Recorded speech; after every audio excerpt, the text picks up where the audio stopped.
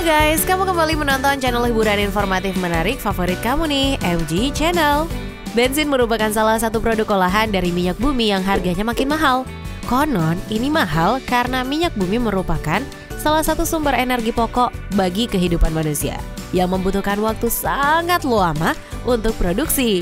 Gak bisa disebut lama aja guys, karena proses pembentukan minyak bumi ini juga membutuhkan waktu berabad-abad.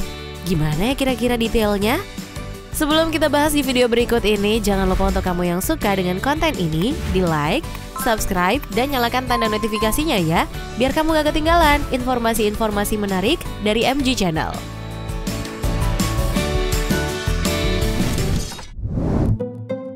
Apa itu minyak bumi? Sebelum membahas proses pembentukannya, perlu kenalan dulu nih dengan minyak buminya. Dilansir dari Byju's, minyak bumi adalah cairan hasil dari proses alami dalam formasi batuan. Bentuknya terdiri dari campuran kompleks berbagai berat molekul hidrokarbon, ditambah senyawa organik lainnya. Beberapa senyawa kimia yang dihasilkan minyak bumi juga diperoleh dari bahan bakar fosil lainnya. Saking pentingnya nih guys, minyak bumi dijuluki emas hitam karena dianggap sangat krusial bagi kehidupan manusia. Minyak mentah dianggap sebagai induk dari semua komoditas.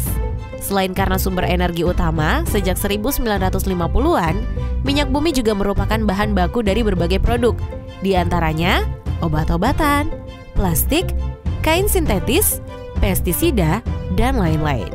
Manusia telah mengetahui adanya minyak mentah selama 4.000 tahun. Tapi minyak mentah pertama kali dipompa pada 2.500 tahun lalu di China. Adapun sumur minyak mentah pertama di dunia berada di Pennsylvania, Amerika Serikat pada tahun 1859.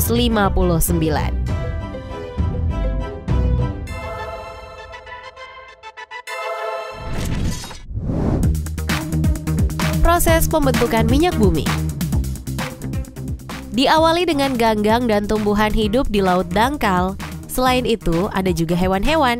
Ketika makhluk hidup pada masa tersebut mati, bangkainya pun akan membusuk dan dibawa aliran air, lalu mengendap di dasar laut atau di bawah permukaan bumi.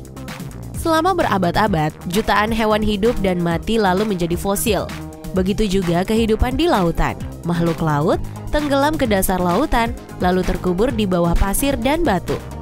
Selanjutnya, bangkai hewan mati ini akan mengalami tekanan dan panas yang ekstrim, bercampur dengan sedimen lain, serta peran bakteri tertentu yang melakukan penguraian bahan organik dan menyebabkan beberapa perubahan kimia.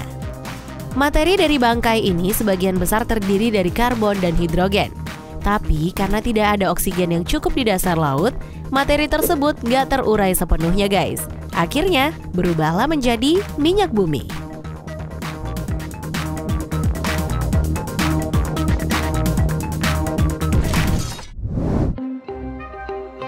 Proses ekstraksi minyak bumi.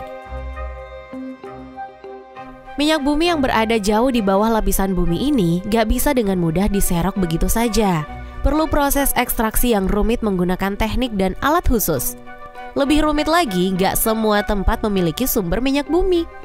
Pengendapan fosil selama berjuta tahun lamanya memungkinkan adanya tekanan dan perluasan area yang mengandung minyak guys. Tapi sebagian besar minyak akan terperangkap di reservoir minyak bawah tanah. Ada 3 jenis pengeboran yang dilakukan dalam tahap lanjutan pembentukan minyak bumi. Pertama, developmental drilling. Pengeboran ini dilakukan di kawasan yang telah diketahui adanya cadangan minyak, misalnya di Prudhoe Bay, Alaska.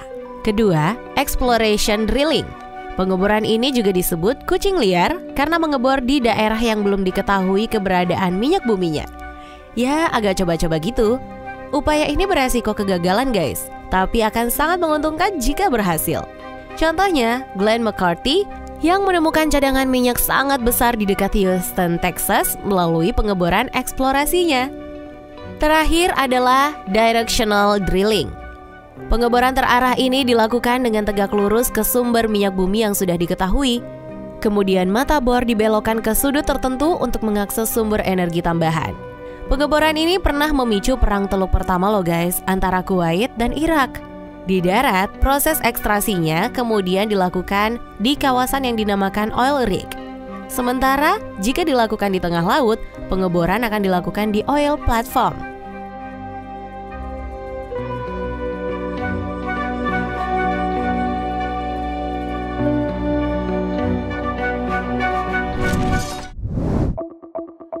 Proses penyulingan minyak bumi. Nah, setelah proses-proses tadi, apakah berhenti di sana? Gak dong. Minyak bumi mentah gak bisa langsung digunakan karena bentuknya bercampur antara gas, minyak, lilin parafin, dan banyak lagi lainnya. Maka perlu diekstrak terlebih dahulu dengan melewati tahap penyulingan. Proses ini dinamakan kilang minyak. Kilang minyak atau penyulingan minyak bumi adalah fasilitas manufaktur industri yang mengekstrak minyak mentah dan diubah menjadi barang yang lebih berharga. Secara umum, penyulingan minyak melewati 3 tahap. Tahap pertama merupakan pemisahan minyak mentah menjadi berbagai komponen melalui proses distilasi. Kedua, setelah konstituen atau zat yang lebih ringan sudah diambil, maka lanjut dengan yang lebih berat. Senyawa yang berada di dasar laut diubah menjadi gas, bensin, dan solar atau konversi. Hasil dari proses konversi masih mengandung kotoran, sehingga langkah terakhir adalah pemurnian.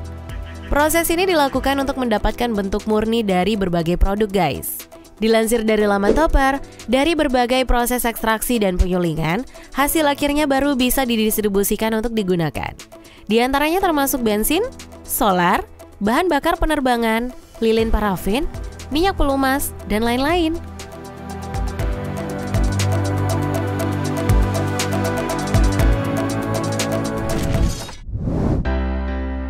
Produk minyak bumi. Kamu bisa menemukan berbagai produk olahan minyak bumi di sekitar. Bahkan kebanyakan digunakan sebagai pendukung aktivitas harian seperti liquefied petroleum gas atau LPG. Di rumah biasanya digunakan untuk masak. Diesel digunakan sebagai bahan bakar kendaraan, atau bensin selain untuk bahan bakar juga digunakan sebagai pelarut dry cleaning. Sedangkan solar digunakan untuk menjalankan generator listrik. Minyak tanah digunakan sebagai bahan bakar untuk kompor dan pesawat jet. Minyak pelumas mengurangi keausan dan korosi pada mesin. Lilin parafin digunakan untuk membuat lilin, salep, tinta, hingga krayon. Bitumen atau aspal terutama digunakan untuk permukaan jalan. Proses pembentukan minyak bumi hingga bisa digunakan ternyata sangat panjang ya guys. Gak heran kalau minyak bumi ini termasuk jadi sumber energi yang tak terbarukan.